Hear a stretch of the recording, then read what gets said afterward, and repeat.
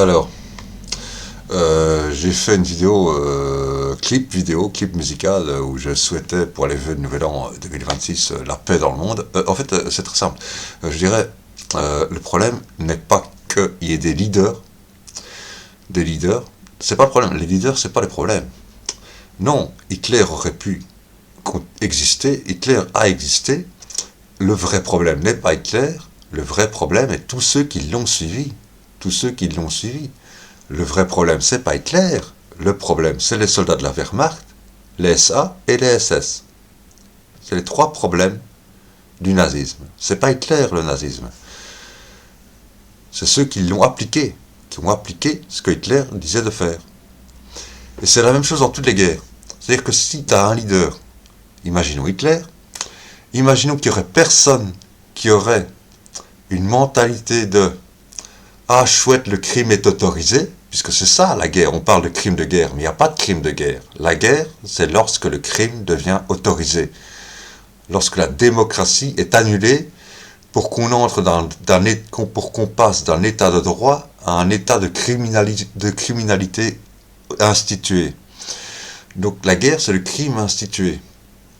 Et il y a des tas de gens qui rêvent, des joueurs de GTA 5, GTA 6, qui le prennent au sérieux, qui ne le font pas pour jouer, mais qui le font pour s'entraîner à des vrais méfaits, qui le font dans la life, dans la vie réelle, qui font du GTA 5, GTA 6 dans la vie réelle. Ils rêvent que le crime paye, qu'ils soient récompensés pour leur crime, qu'ils aient la reconnaissance de plein de gens. Ils rêvent de ça, d'avoir la reconnaissance de plein de gens. Et donc, quand on est soldat, évidemment que quand on est soldat et qu'on est un bon soldat, évidemment qu'on a la reconnaissance de plein de gens après la guerre, évidemment quand on a gagné la guerre. Il n'y a de crime de guerre que pour ceux qui ont perdu la guerre. C'est ceux qui ont perdu la guerre qu'on accuse de crimes de guerre, pas ceux qui l'ont gagné. Par exemple, on n'a jamais accusé de crime de guerre les USA, alors que les USA ont largué sur Nagasaki et Hiroshima 2 bombes nucléaires qui ont fait des dizaines de millions de morts. Et sur le coup, et par après, à cause des effets de la radioactivité. Donc, on n'a jamais accusé les États-Unis de crimes de guerre pour autant. Pourquoi ? Parce que les États-Unis ont gagné cette guerre. Voilà. Donc, lorsqu'on gagne une guerre, on n'est jamais accusé de crime de guerre. Mais lorsqu'on perd une guerre, là oui. Par exemple, Poutine, tout le monde l'accuse de crime de guerre, mais on est prêt à faire pareil que lui. Il faut bien que même les régimes occidentaux couvrent les crimes, ce qu'on appelle les crimes de guerre, des soldats occidentaux, pour qu'ils continuent à avoir des soldats qui s'engagent dans les armées occidentales. On le sait, au Rwanda, ce qui s'est passé avec les soldats français, c'était des crimes de guerre. Mais on les a couverts. Et on les couvre, et on continue à les couvrir. Pourquoi ?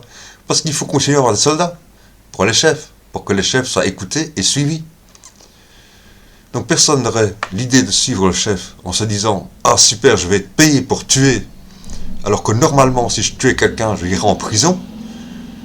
Là, je vais tuer pour tuer, je vais être payé pour tuer, et en plus, j'aurai une décoration, et j'aurai un bol emploi après, et je serai même peut-être, si je grimpe en grade, si je suis un bon tueur, et donc si je grimpe en grade, et je ne peux grimper en grade dans une guerre, que si je suis de plus en plus bon tueur, eh bien, après la guerre, je serai pendant 10 ans consultant à la télévision à propos de tel ou tel conflit dans le monde, et je gagnerai évidemment le salaire de consultant à la télévision, le cash flow total, le plein d'argent.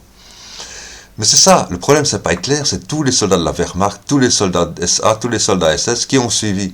S'il n'y en avait aucun qui aurait l'esprit criminel dans sa tête, ça marcherait pas, hein, ces histoires.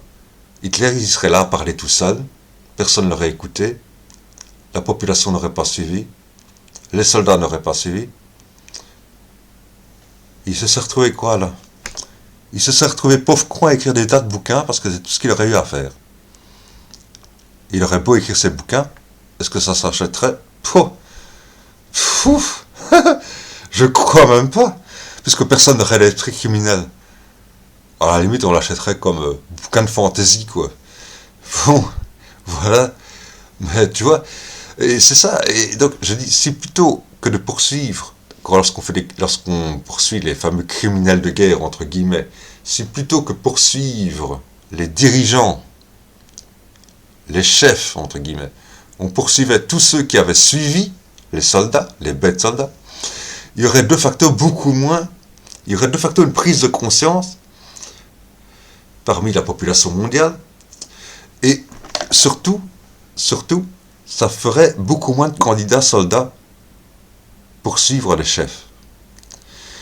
En fait, c'était un ancien article de Science et Vie des années 80, donc l'ancienne rédaction de Science et Vie, l'ancien directeur de rédaction de Science et Vie,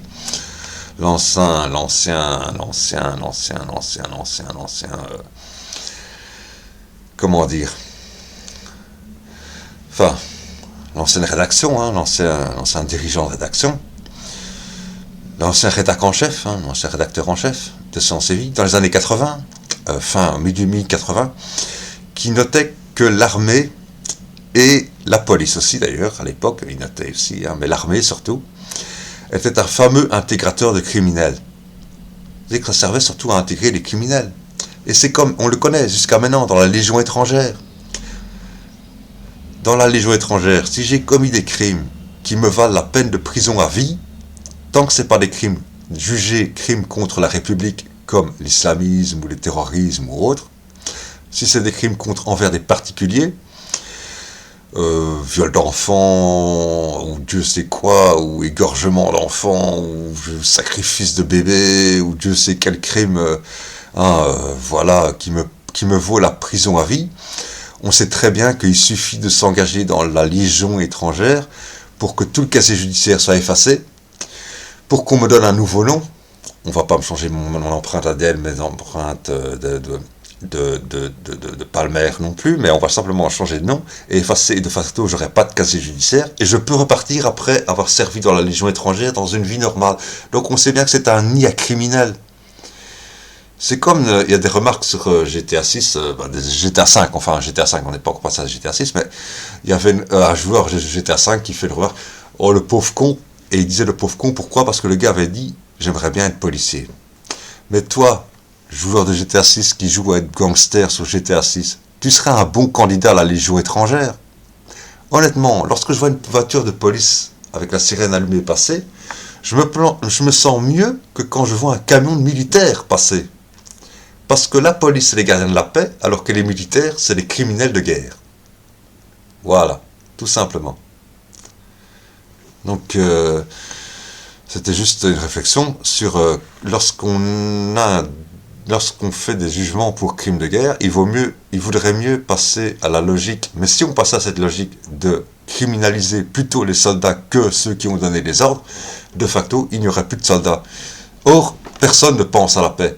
Personne ne pense à la paix, tout le monde pense à la guerre. Personne ne pense à faire la paix. Parce que sinon, ça ferait déjà longtemps qu'on ne serait passé à cette logique-là. Le fait même qu'on ne passe pas à cette logique-là prouve qu'on veut continuer à pouvoir faire la guerre parce qu'on veut continuer à engager des soldats. Et pour pouvoir continuer à engager des soldats, il faut leur assurer l'impunité en cas de crime de guerre. Même dans les pays occidentaux, disons-nous-le bien. Regardons ce qui s'est passé avec la France, avec les soldats français au Rwanda. C'est exactement la même chose. Partout, même dans l'Occident, voilà. Et c'est pour ça que j'ai dit dans une autre vidéo, en état de guerre, nous ne serons plus en démocratie, puisque c'est le crime institutionnalisé, donc le permis de tuer. Et, puisque nous ne sommes plus en démocratie, de toute façon, qu'est-ce que ça change que ce soit Ursula von der Leyen ou Poutine qui dirige? À la limite, je préfère être dirigé par Poutine, parce que même sous Poutine, les dissidents russes, ils baisent entre hommes et femmes, et ils baisent bien, et dans ça, qu'est-ce qu'ils baisent? Alors que nous, en Occident, putain, les femmes veulent pas baiser, mais elles veulent des enfants. En Russie, elles veulent baiser, mais elles veulent pas d'enfants. Moi, je préfère celles qui veulent baiser sans avoir d'enfants, c'est plus ma logique à moi d'ailleurs, de vouloir baiser sans avoir d'enfants, que celles qui ne veulent pas baiser, mais veulent avoir des enfants. Ah oui. Celles que ça fait chier de baiser, mais qui veulent avoir des enfants. Ah, c'est ridicule, ça c'est en Occident. Oui. En Occident, c'est peace and money. En Russie, c'est le vrai peace and love. Pour les dissidents, on s'entend. Pour les dissidents. Mais même les dissidents russes sont plus intelligents que nos dissidents occidentaux à nous. Voilà. Alors, moi, je dis, qu'est-ce que ça change que ça Ursula von der Leyen qui dirige l'Europe ou Poutine qui dirige l'Europe en cas de guerre? Qui que ce soit qui gagne la guerre, je préfère à la limite que ce soit Poutine qui la gagne que Ursula von der Leyen. Sinon, on continue sur nos délires. Voilà. Hein, soyez le délire à la Evras et tout ça. Hein, soyez la femme que vous ne pouvez pas avoir. Vous ne pouvez pas avoir de femme, soyez la femme que vous ne pouvez pas avoir.